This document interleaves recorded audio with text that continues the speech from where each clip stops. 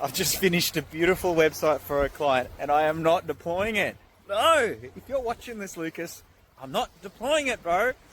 Some time back, we built and ranked a website in the garden maintenance, landscaping, NDIS space, and right now it is rocketing.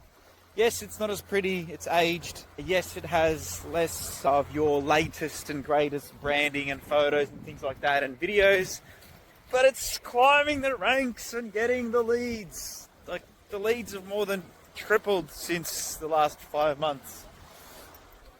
And those leads are obviously worth something. And everything I do is about leads that are valuable, leads are what bring you money. So for now, we're holding it off, especially in the current environment. The last thing I want is, while this is arguably a better looking site with videos and all the kind of attention, media, branding, better text, but the pages are more or less the same URL structure, because we have to be very careful with the permalinks and changing permalinks. But essentially what we're talking about here is I've rebuilt a website that I actually built myself some years ago. The client wanted a facelift. They've got a couple of business websites for a few businesses, and we're just keeping up with the trends. Usually I would have left that website as it is, especially that it's climbing the ranks, performing. The traffic is growing month on month in this crazy time, and we're getting more leads month on month. But essentially, we wanted to lift this website up on screw piles, rip out the guts, and update the aesthetics. The core of it, the URL structure, was really good. It ranked really well for the suburb related terms that we're looking for, which is lawn mowing plus suburb, garden maintenance plus suburb in the suburbs that we're targeting. We only want the 20-kilometre radius or even less around the business listing. It's wealthy suburbs of a major city, essentially.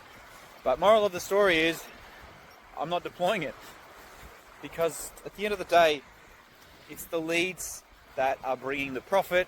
If it gets 50 leads a month or 100 leads a month, let's say 1 in 5 of those convert. Average life of an average job of a landscaping job is, they're not cheap jobs. Sure, lawn mowing one-off is quite cheap, but lawn mowing for a commercial property, garden maintenance on a monthly basis to childcare or strata, it adds up. So the average life of those clients is worth a lot. So they're the calculations that I'm making when I am deploying a new website, because I'm seeing that the old website is performing, the old website is ranking, and even though I'd argue that the new site is better on all of the terms, I am not Google, and if I've seen my fair share of website migrations, it's hard to predict the shitness of the giants, especially in this time where they don't know what they're doing as it is. So we're going to wait for a better opportunity to deploy the site, maybe during a quieter period. It looks like we've had a few good weather days, which might have something to do with the additional leads. But now is not the time to deploy it. And look, I see this scenario play out way too often. Is a new website is built. Yes, sometimes it's more beautiful.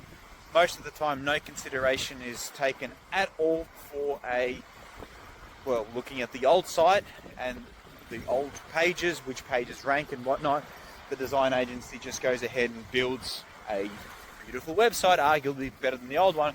It gets deployed, and what that basically means is the flow of SEO juice. Let's say there was a page there for NDIS gardening services. It was there, it was ranking. Maybe it wasn't ranking first, but it was ranking somewhere in the top 10. And so that page is not there. Its location has changed. Maybe it wasn't rebuilt for whatever reason, or just the URL structure's changed. So any clicks or the Google robot that might come from the SERP is going to hit a dead 404 page. That is very bad for the site, very bad user experience. Not good, right? So this is why 301 redirects exist, or just build out the page that used to be there. If the permalink needs to change the permalink, let's set up a 301 redirection. I rarely see these things being done, and so what happens is the new site gets deployed and the SEO, well, I don't want to say gets reset, but Google needs to recrawl the site. They won't figure it out that this page was there. They'll have to that page will just have to start again from the ground up. So it's like an SEO reset. I've got another build that's been knocking on my door in the NDIS space, this sort of exercise physiology space, that if they want to rebuild, in their eyes, I can just jump into the site and change a few of the aesthetics, but from everything they've requested, this is a complete rebuild. You want a complete facelift of all the pages, the restructure of the pages, a rewrite of the pages. It's about as much easier to just build that out in a demo environment.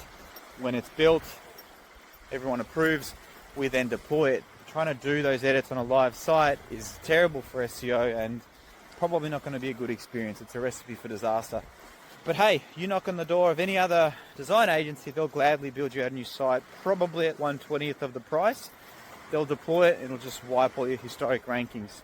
You'll have a beautiful business card website, but it just won't be shown anywhere for a while, or ever, if it's not optimized.